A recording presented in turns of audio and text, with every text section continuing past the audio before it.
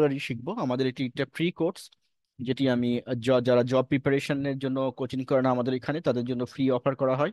BCS এবং bank job সহ অন্যান্য জবের জন্য, যারা আইবিএ এমবিএ তে ভর্তি হতে চান, যারা নিজের বেসিককে ডেভেলপ করতে চান, যারা হচ্ছে আহ, উম, অনেক ওয়ার্ড শিখতে চান এবং যাতে করে ফ্লেক্সিবিলিটি পেতে চান ইংলিশ রাইটিং এ এবং হচ্ছে স্পিকিং এ, এবং যারা ফ্লুয়েন্ট হতে চান ইংলিশে, এবং একই সাথে যারা কিনা ইংলিশে লেখালেখি করেন তাদের জন্য।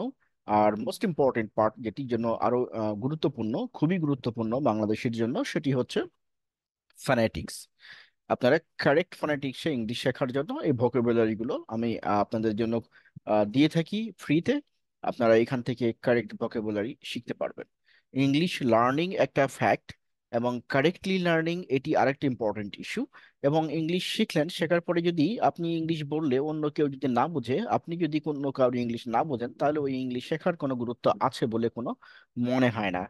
এবং অ্যাট দ্য সেম টাইম হচ্ছে, আপনি যদি কারেক্ট ফনেটিক্সে ইংলিশ না বলতে পারেন, তাহলে আপনার ইংলিশ ওই আহ, আহ, মানে একজন বিদেশগামী একজন ওয়ার্কার যেভাবে ইংলিশ বলবে তার সাথে আপনার কোনো পার্থক্য নেই।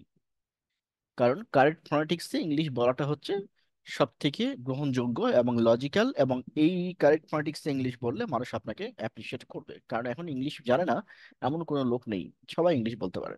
আর যাকে জিজ্ঞেস করবেন সে বলে পারে। লিখতে না পারলে, বলতে না পারলে লিখতে সে ঠিকই ঠিকই পারে। কারণ কতটুকু কারেক্ট লিখে সেটা আলাদা ইস্যু, বাট হচ্ছে যে সবাই মোটামুটি পারে। তো এখন বাংলাদেশের অবস্থাটা হচ্ছে এরকম।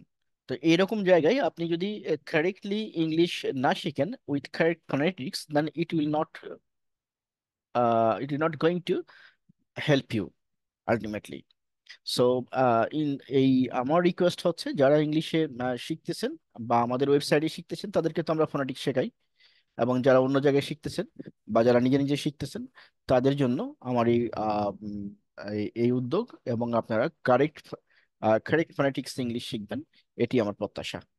তো চলুন শুরু করি আমাদের আজকের যে ক্লাসটি। আমাদের যে ওয়েবসাইটটা দেখতে পাচ্ছেন, এই ওয়েবসাইটে আপনি গুগলে যেয়ে www.masbiri.org লিখলে চলে আসবেন ওয়েবসাইটে।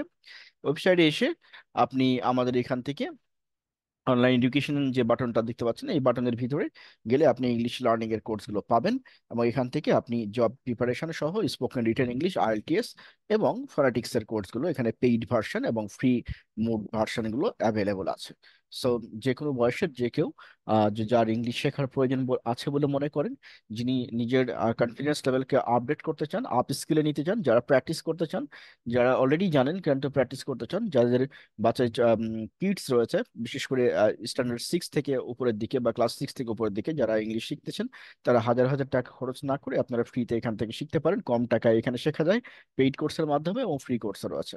আশা করছি বুঝতে পেরেছেন। তাহলে আমরা শুরু করছি আজকের ক্লাসটি। আজকে হচ্ছে আমাদের ভোকাবুলারি লার্নিং এর ক্লাস। আমরা আজকে ভোকাবুলারি শিখবো। তো এই ভোকাবুলারি উইথ কারেক্ট ফোনেটিক্স। দেখেন, ভোকাবুলারিতে যে প্রবলেমটা হয়, সেই প্রবলেমটা হচ্ছে আপনি যেটি শিখবেন সেটি আপনি কালকে সকালে ভুলে যাবেন। এখন আপনি যেটি শিখবেন সেটি কালকে সকালে ভুলে যাবেন। তো এই যে আপনি আজকে এখন যেটা শিখছেন, আগামী কালকে সকালে আপনি যে ভুলে যাচ্ছেন, এই ভুলে যাওয়াকে প্রতিরোধ করার জন্য সায়েন্স কি বলে? তো বেসিক্যালি হচ্ছে, এই ভুলে যাওয়াকে প্রতিরোধ করার জন্য সায়েন্সের একটা থিওরি রয়েছে। সেই থিওরির মাধ্যমে আমরা হচ্ছে প্র্যাকটিস গুলো করি। এবং এই থিওরিটা যদি আপনি ঠিক মতো প্র্যাকটিস করতে পারেন, এই থিওরিটা মেনে, তাহলে আপনি কোনো জিনিসকেই আর ভুলবেন না। এবং ইন্টারেস্টিং ব্যাপার হচ্ছে, আপনি যে কোনো বয়সের হন না কেন, আপনি যদি আমার কথাগুলো মানে শুনতে পান ঠিক মতো, এবং আমার কথাগুলো বুঝতে পারেন, এবং সেই অনুযায়ী আমল করেন। আমল করা মানে হচ্ছে, আমি যেটা বললাম, যখন যেভাবে বললাম তখন সেটি সেভাবে করার জন্য। আপনি যদি নিজের ডক্টরিন না খাটান, অর্থাৎ নিজের পণ্ডিত বা নিজের পাণ্ডিত্য না খাটান, তাহলে আপনি এই ওয়ার্ডগুলোকে দীর্ঘদিন মনে রাখতে পারবেন। প্রবলেম হচ্ছে, কোন একটা ইনফরমেশনকে শর্ট টার্ম মেমোরি থেকে লং টার্ম মেমোরিতে নেওয়ার জন্য অনেকগুলো প্রসেস রয়েছে। সেই প্রসেসের ভিতর দিয়ে আপনি যদি না যান, তাহলে মানে এই ইনফরমেশন থাকবে না, আপনি একটা সময় হতাশ হয়ে যাবেন। আমাদের দেশের অধিকাংশ যে স্টুডেন্ট বা লার্নার রয়েছে, তারা ইন্টারন্যাশনালি টপ করে না। কারণ হচ্ছে এই এই রুলস গুলো না জানার কারণে। বেসিক্যালি হচ্ছে, বাংলাদেশে এগুলো নিয়ে কেউ কথা বলে না। আর এগুলো যারা জানে তারাই শুধু প্র্যাকটিস করে, কাউকে শেখায় না। এটি একটা ইম্পর্টেন্ট ইস্যু আমাদের দেশ। আম, আমরা আসলে কনজারভেটিভ, এবং হচ্ছে আমাদের দেশে এই যে লার্নিং নিয়ে কাজ করে এরকম লোকের সংখ্যা কম। যারা জানে তারা দেশের বাইরে চলে যায়, এবং দেশের লার্নিং সেক্টরে কন্ট্রিবিউশন করার জন্য লোকের প্রচন্ড অভাব রয়েছে। যার ফলে আম, কেউ হচ্ছে যে এই দিকে নজর দেয় না। এবং এই যে সাইন্টিফিক রিসার্চ গুলো, এগুলো তো আজকের না, মানে এখন যে রিসার্চ করছে আপনি শুনছেন, এখন জানলাম আমরা, ব্যাপারটা কিন্তু এরকম না। আরো অনেক বছর আগে এগুলোর আবিষ্কার। কিন্তু এগুলো নিয়ে কেউ কথা বলে না, যে আপনি একটা ইনফরমেশনকে কিভাবে শর্ট টার্ম মেমোরি থেকে লং টার্ম মেমোরিতে নিবেন। এবং আমরা, আপনারা জেনে খুশি হবেন যে আমরা হচ্ছে যে অলরেডি একটা ব্রেইন মাস্টারি নামে একটি কোর্স আমার রয়েছে।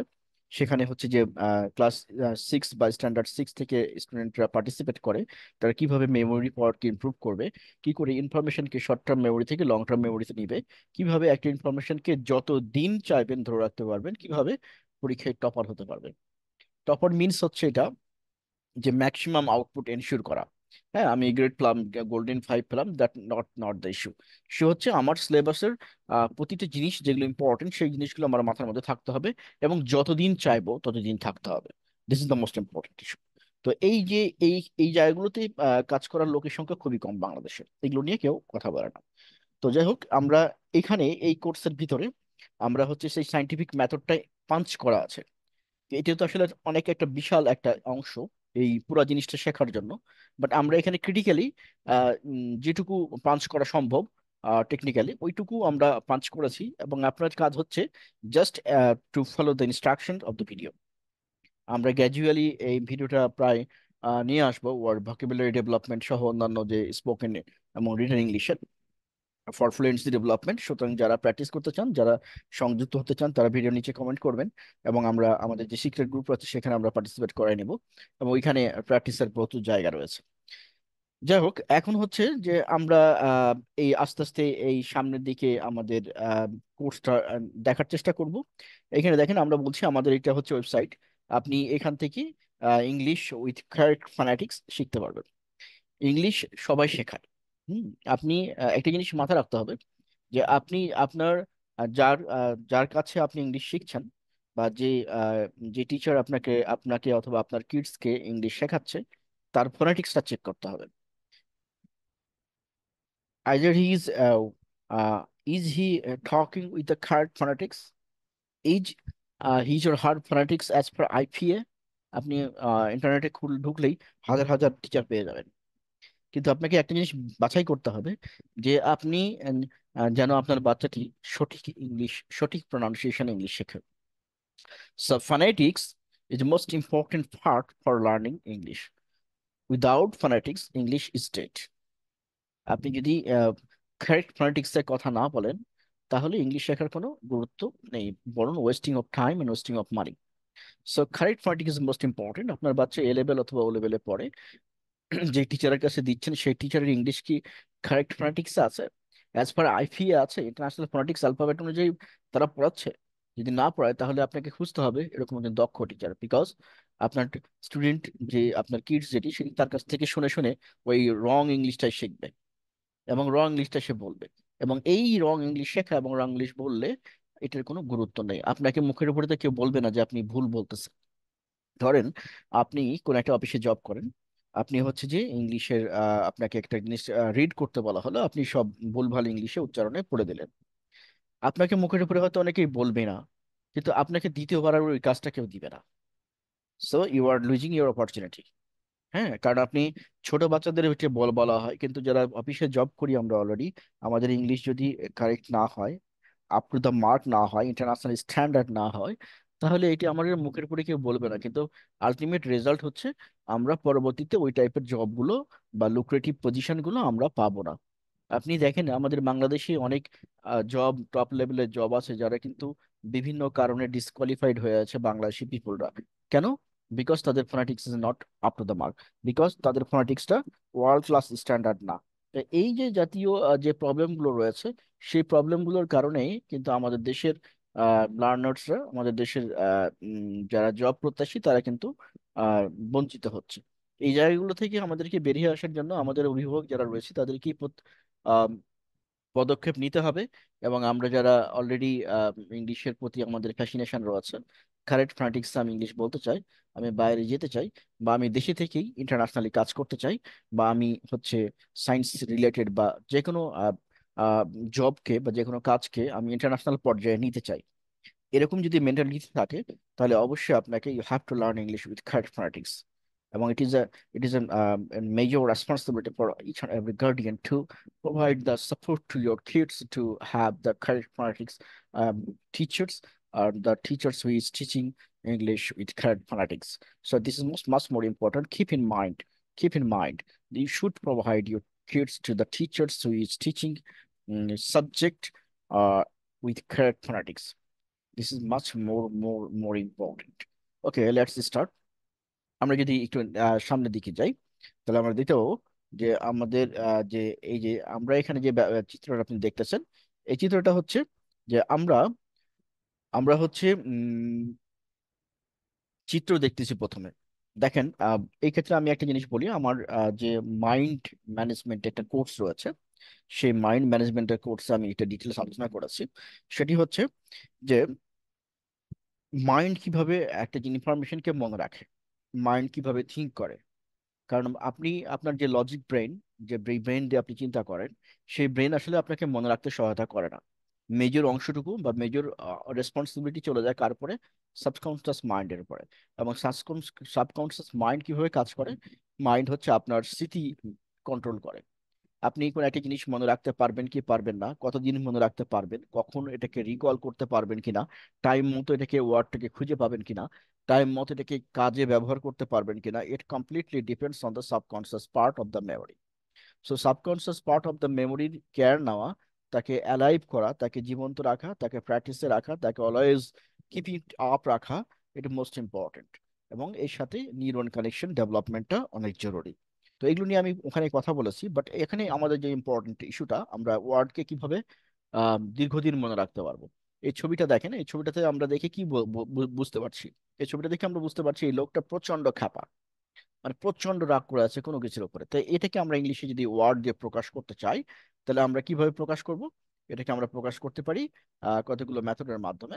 দ্যাট ইজ হচ্ছে, আপনি যদি এটাকে প্রকাশ করতে চান, তাহলে এটি আমরা একটু দেখেন, এখানে আমরা বলেছি যে অ্যাংরি, অ্যাংরি শব্দ দিয়ে আমরা এটাকে প্রকাশ করতে পারি।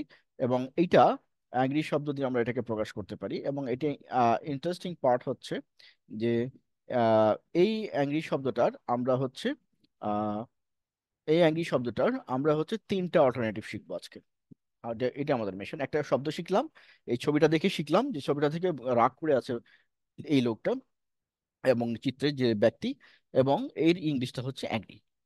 তাহলে ছবিটা আপনার মাথার মধ্যে চলে গেল, ছবিটার সাথে ওয়ার্ডটা পাঞ্চ হয়ে গেল অটোমেটিক্যালি। এটা আপনি আর ভুলবেন না। অ্যাংরি মানে রাগ করা, অ্যাংরি মানে রাগ করা, এইভাবে মুখস্থ করার কোনো ওয়ে নাই। এগুলো মুখস্থ করে থাকবে না, এটা রং প্রসেস। এই প্রসেসগুলো নিয়ে কেউ কখনো কথা বলে নেই, আমাদের টিচাররাও বলে নেই, আমরা ওইভাবে ছোটবেলায় শিখেছি। But there were scientific ways to learn vocabulary and to learn English. So যাই হোক, এখন আমরা দেখতে পাচ্ছি যে এইটি হচ্ছে রাগ করা, এবং এই রাগ করার আপনার হচ্ছে যে শব্দটা হচ্ছে অ্যাংরি। তো এবং আমরা এই একই সাথে, যেহেতু এই চিত্রটা আমাদের মস্তিষ্কে চলে গেছে অলরেডি, আমরা চিত্রটা যদি একটু ভালো করে দেখি, এটা অলরেডি আমাদের মস্তিষ্কে একটা ছাপ তৈরি করেছে, একটা নিউরাল কানেকশন তৈরি হয়েছে। এখন এই ছবিটার সাথে আপনি দেখলেন যে রাগান্বিত একটা ব্যক্তি, রাগান্বিত ব্যক্তির, এখন চিন্তা করেন, জাস্ট থিঙ্ক, রাগান্বিত ব্যক্তির একটা ইংলিশ শিখলাম, সেটা কি? রাগ, অ্যাংরি মানে রাগ করা। এখন এর সাথে আর কি কি ইংলিশ থাকতে পারে, সেটি আমরা একটু দেখবো, অল্টারনেটিভ গুলো। এগুলো অটোমেটিক্যালি আপনার মনে হয়ে যাবে, এখন পড়তে হবে না এক্সট্রা করে। দেখেন, এনরেজড, এটি একটা শব্দ। এনরেজড মানে হচ্ছে রাগ করা। আমরা একটা সেন্টেন্স দেখি, Tom become enraged when the agent, Tom become enraged when the agent, আমরা একটু ব্যাকে যাই, এই যেটা দেখেন, হি, আচ্ছা এটা না, আর একটু পিছনে, এটা হ্যাঁ। Tom become enraged when the agent could not solve his problem, মানে টম খুব রাগান্বিত হয়ে গেল যখন তার এজেন্টটা প্রবলেম সলভ করতে পারলো না। তো এইখানে এনরেজড এই শব্দটার অর্থ হচ্ছে কি? রাগ করা, রাগান্বিত হওয়া। রাগান্বিত অবস্থা বোঝানোর জন্য আমরা এটা ব্যবহার করে থাকি। এটাকে কি বলি আমরা? এনরেজড। তাহলে মনে রাখেন এটাকে আমরা কি বলি? এনরেজড। তাহলে আগে আমরা শিখলাম কি? অ্যাংরি। এরপরে শিখলাম কি, এনরেজ। ছবিটা মনে আছে? ছবিটা কি কি কি দেখাচ্ছিল? রাগান্বিত অবস্থা, এটাকে আমরা প্রকাশ করতে পারি অ্যাংরি দিয়ে, এটাকে আমরা প্রকাশ করতে পারি এনরেজ দিয়ে। হ্যাঁ, এনরেজড, এনরেজড। আবার বলছি এনরেজড, এনরেজড। ওকে, নেক্সট ওয়ার্ডে যাচ্ছি আমরা। দেখেন এইটা একটা ওয়ার্ড, নেক্সট ওয়ার্ড, এটা একটা অল্টারনেটিভ শিখতেছি আমরা, যে furious. He was already furious and could not help but Yale into the phone. তো এখানে, এখানে দেখেন এই সেন্টেন্সটা আমরা এভাবে মেক করেছি আর একটা শব্দ দিয়ে, যেটি হচ্ছে ফিউরিয়াস। এই শব্দটাও কিন্তু একই অবস্থা ডিনোট করে। তাহলে আমরা দেখলাম আপনার আহ, একটা দেখলাম যে হচ্ছে অ্যাংরি, তার সাথে আমরা এনরেজ শিখলাম, তার সাথে আমরা শিখলাম ফিউরিয়াস। এখন আপনাদের কাছে কি, এই যে ছবিটা মনে আছে নিশ্চয়ই, যে ছবিটা আমরা প্রথমে দেখেছিলাম, এই ছবিটা নিশ্চয়ই আপনার মনে আছে এখনো। এই যে এই ছবিটা, এই ছবিটা থেকে কিন্তু সবগুলো শব্দের উৎপত্তি। এই ছবিটাকে মনে রাখতে হবে আপনাকে। ছবিটাকে মনে রাখলে ওয়ার্ডগুলো অটোমেটিক মনে হয়ে যাবে।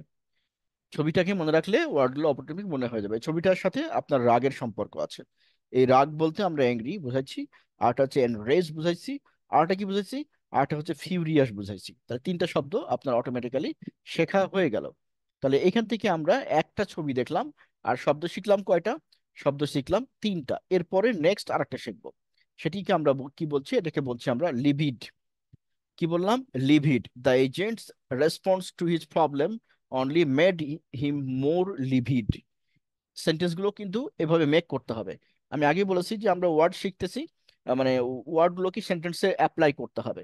এবং নিশ্চয়ই আপনারা যারা এই ভোকাবুলারি শিখতেছেন, যাদের হচ্ছে যে স্পোকেন এবং রিটেন ইংলিশের উপরে ভালো দখল নেই, তারা শুধু ওয়ার্ডগুলো শিখে যতটুকু পারেন প্র্যাকটিস করবেন, এবং আপনারা যেগুলো প্র্যাকটিস করবেন সেগুলো কারেক্ট লিখতেছেন কিনা, বা your writing part is correct or not, এটি আপনারা আমাদের কমেন্টকে দিতে পারেন, আমরা চেক করে দিব, এরকম যদি কেউ থেকে থাকেন। তবে ওয়ার্ড শেখার জন্য এটি একটি মাচ মোর সাইন্টিফিক ওয়ে, যে ওয়েতে আপনার ইজিলি আপনার পড়তে হবে না, জাস্ট ভিডিও দেখলেই ওয়ার্ডগুলো মুখস্থ হয়ে যাবে। লিভিড। আর একটা শব্দ কি, তাহলে আমরা ওই যে চিত্রটা আমরা একটু আবার দেখি। ওই চিত্রটা আমরা কি দেখেছিলাম? এই দেখেন চিত্রটা, এটা, এটা ছিল আমাদের সেই চিত্র, যেই চিত্রতে আমরা দেখেছি যে একটা মানুষ খুব রাগান্বিত, এবং একে আমরা নর্মালি অ্যাংরি বলে থাকি, অ্যাংরি বলে থাকি। এই অ্যাংরি শব্দটার অনেকগুলো অল্টারনেটিভ আমরা শিখেছি। একটা হচ্ছে ফিউরিয়াস, একটা হচ্ছে এনরেজড, আরটা হচ্ছে লিভিড। তাহলে এই চারটা শব্দ দিয়ে আমরা এই আহ, যে ব্যক্তিটা, এই ব্যক্তিটাকে এক্সপ্লেন করতে পারি। এক ছবি একটাই, কিন্তু শব্দ হচ্ছে চারটা। প্রথমে কি শিখলাম? প্রথমে শিখলাম অ্যাংরি, দ্বিতীয়তে শিখলাম হচ্ছে এনরেজড, তৃতীয়তে শিখলাম হচ্ছে ফিউরিয়াস, চতুর্থ শিখলাম হচ্ছে লিভিড। তার মানে আমরা এই একটা ছবি দিয়ে চারটা জিনিস শিখলাম। এখন এটাকে যদি আমি মানে এই যে এখন যে ভিডিওটা দেখলেন, এটা আপনি যদি বেশ কয়েকবার দেখেন, দেখলেও কিন্তু আপনার এই কনসেপ্টটা ক্লিয়ার হয়ে যাবে, রিভিশন হয়ে যাবে, পড়ার দরকার নাই, বই খুলে পড়ার দরকার নাই। এরপরে একটা কাজ আছে।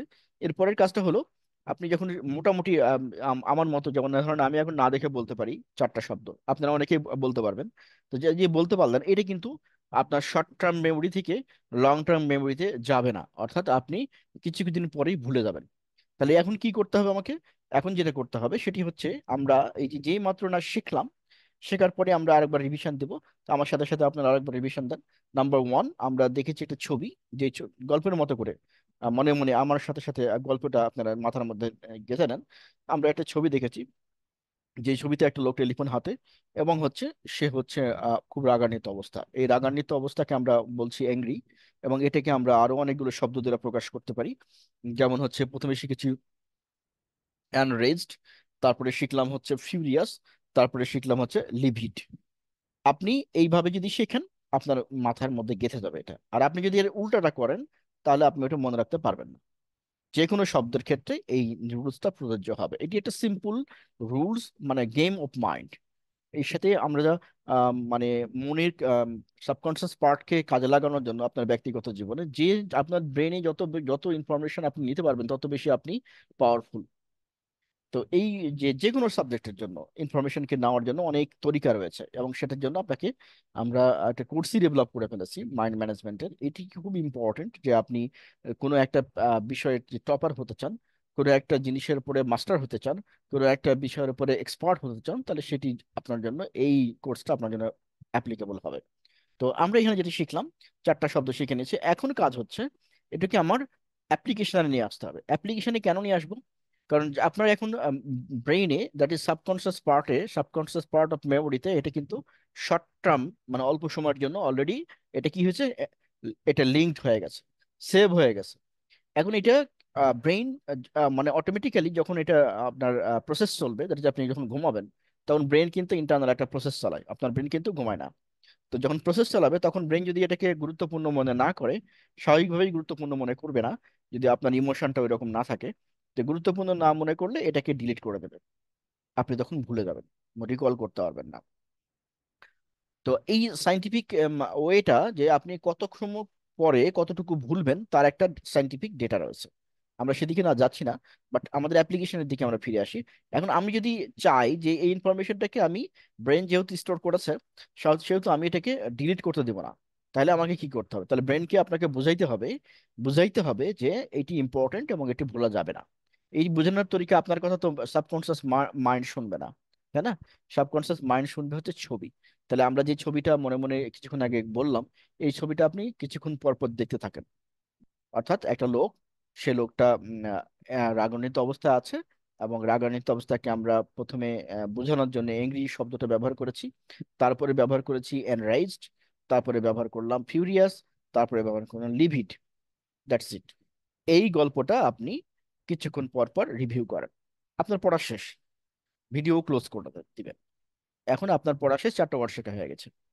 4টা ওয়ার্ড যখন শেখা হলো, এরপরে কাজটা হলো, যখন এটা গেঁথে যাবে অলরেডি, কতক্ষণ সময় লাগে এটা মানে ব্রেনে গেঁথে যেতে? 72 ঘন্টা। 72 ঘন্টার মধ্যে আপনাকে বেশ কয়েকবার রিভিশন এটা মনে মনে দিতে হবে। এটা রাস্তায় হাঁটতে হাঁটতে দিতে পারেন, বাসে বসে দিতে পারেন, বাইক চালাতে চালাতে দিতে পারেন, যে কোনো ভাবে, যে কোনো পরিস্থিতিতে দিতে পারেন। ধর 1 মিনিট সময় লাগবে, 1 মিনিটেরও কম সময় লাগবে। 4টা হয়ে গেল। এখন এই 4টাকে অ্যাপ্লিকেশনে নিয়ে আসতে হবে। এই অ্যাপ্লিকেশনের জায়গায় যে প্রবলেমটা, যারা হচ্ছে স্পোকেন মানে রিটেন ইংলিশে খুব ভালো, তারা এগুলো ওয়ার্ডের সেন্টেন্সে ব্যবহার করবেন। আর যারা রিটেন ইংলিশে ভালো না, তাদের সাজেশন থাকবে যে আপনারা ভোকাবুলারিটা এই পর্যন্ত যে প্র্যাকটিস করলেন, এটুকু দিয়ে ভোকাবুলারিটা মনে থাকবে। বাট এটাকে একদম আহ, যেমন ধরেন আপনি রাইট মানে লেখা, এটা আপনি কোনোদিন ভুলবেন না জীবনে। এই শব্দের মতো করে বানাতে হলে আপনাকে এটা প্র্যাকটিসকে নিয়ে আসতে হবে, কিছুদিন কন্টিনিউয়াসলি প্র্যাকটিস করতে হবে। এই প্র্যাকটিসটার জন্য আপনাকে কি করতে হবে? সেন্টেন্স মেক করতে হবে। আপনি চাইলে মুখে মুখে সেন্টেন্স মেক করতে পারেন, আপনি চাইলে লিখে সেন্টেন্স মেক করতে পারেন। তবে ওয়াইজ হচ্ছে লিখে সেন্টেন্স মেক করা। এটি আপনাকে অনেক বেশি, অল্প সময়ে অনেক বেশি আউটপুট দেবে। একটা জিনিস মনে রাখেন, যে আপনি সারাদিনে কত কি পড়েছেন এটা মোটেও ইম্পর্টেন্ট না। ইম্পর্টেন্ট হচ্ছে আপনি কতটুকু মনে রাখতে পারছেন, দ্যাট ইজ আপনার আউটপুট। আপনি ইনপুট কত নিয়েছেন এটা মোস্ট ইম্পর্টেন্ট না, মোস্ট ইম্পর্টেন্ট হচ্ছে output. Output is the mother of learning. এটা মনে রাখতে হবে, output is the mother of learning. So যত বেশি আপনি আউটপুট দিতে পারবেন, আপনি তত বেশি শিখেছেন। আপনি ইনপুট কিভাবে দিচ্ছেন, that does not matter. Matter হচ্ছে আপনি আউটপুট কি দিচ্ছেন। আশা করছি বুঝতে পেরেছেন। তাহলে আমরা ভিডিওটা এখানে শেষ করছি, এবং আমাদের ওয়েবসাইটটা ভিজিট করার জন্য, এবং আপনার যে কোনো ধরনের কমেন্ট বা যে কোনো কিছুর উপরে ভিডিও চাইলে আমাদেরকে জানাবেন।